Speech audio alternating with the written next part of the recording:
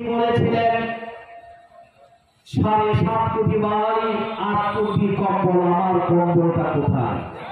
তিনি তখন বলেছিলেন সবাই পেয়েছে স্বর্ণের খনি আর আমি পেয়েছি চুনের খনি। আজকে বঙ্গবন্ধু শেখ মুজিব বাংলাদেশে এখন তিনি যদি জীবিত থাকতেন তিনি দেখতে পারতেন তার মেয়ে চোর, তার নাতি চোর, তার বাকিরা চোর, তার কুষ্টিয়া চোর। প্রিয় ভাইরা আমার, বঙ্গভবনে যিনি প্রধানমন্ত্রী শেখ হাসিনা থাকেন, মন্ত্রী শেষ করে সময়ের জন্য শেষ করতে পারে নাই। ওইটা তো টাকসাল না, গণভবন ছিলেন শেখ হাসিনার বসবাসের টাকা। সেদিন আমার ভাইরা তৌহিদি ছাত্র জনতা সেদিন দখল করতে যে সেখানে কোটি কোটি টাকার বস্তা পেয়েছে। টাকা কোথা থেকে আসলো? শেখ হাসিনা 16 বছরে কি ব্যবসা করেছে? না। প্রজেক্ট দিয়েছে?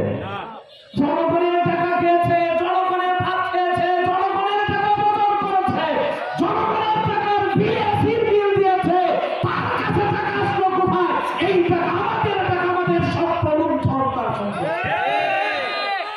প্রিয় ভাইরা আমার, অত্যন্ত দুঃখ লাগে একটি দেশ যখন পরাভূত হয়। বাংলাদেশের আওয়ামী লীগ যারা করেন তাদের কথা বলে খুব দুঃখ করে বলছি।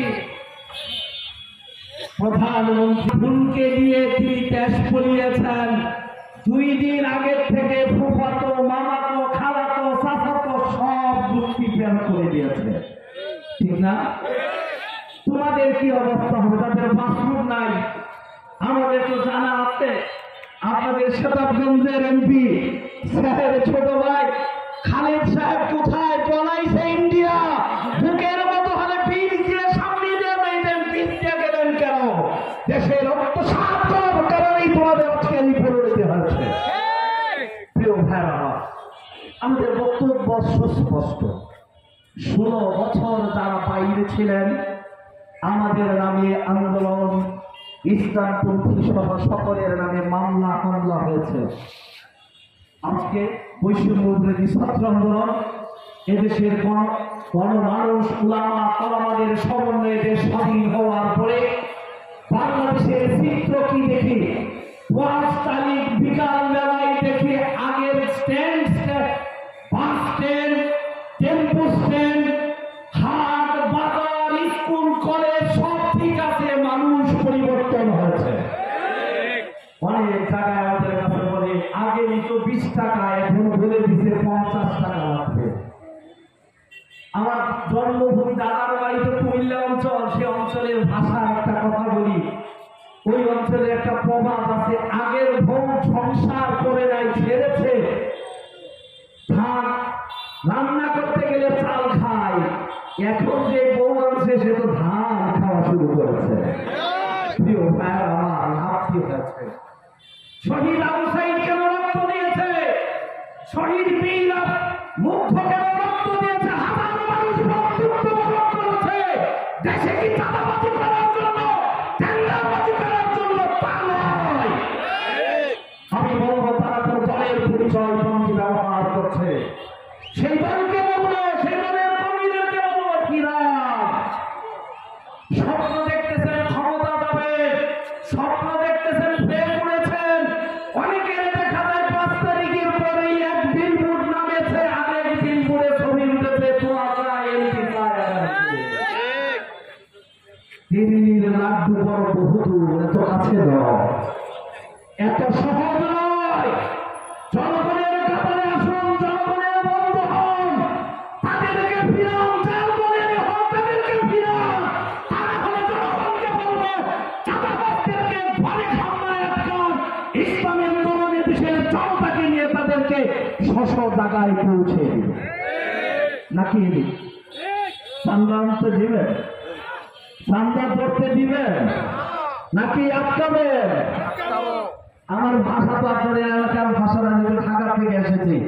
আমি বলতে চাই চাঁদাবাজদের চাঁদা দেওয়া হবে না।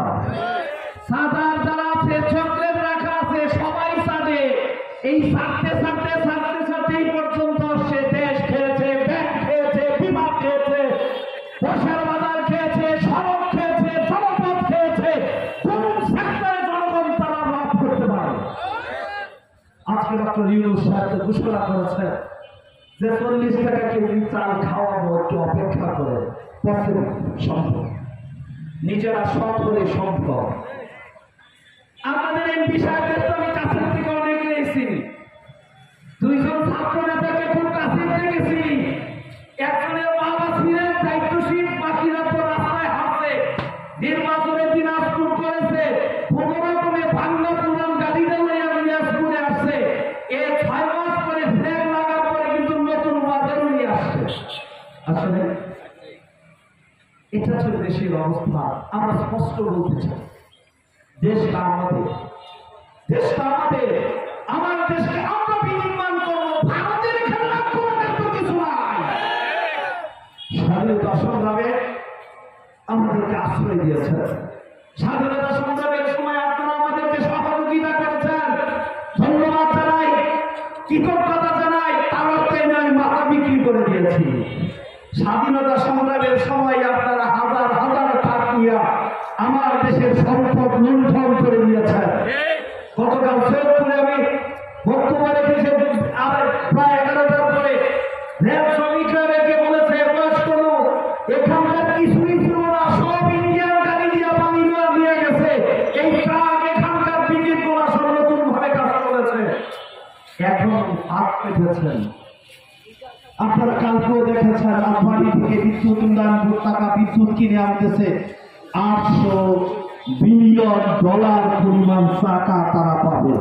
আমি ডক্টর ইউনূস সাহেবকে বলবো, ইন্ডিয়ার সাথে যত রকমের চুক্তি আছে বাতিল করেন।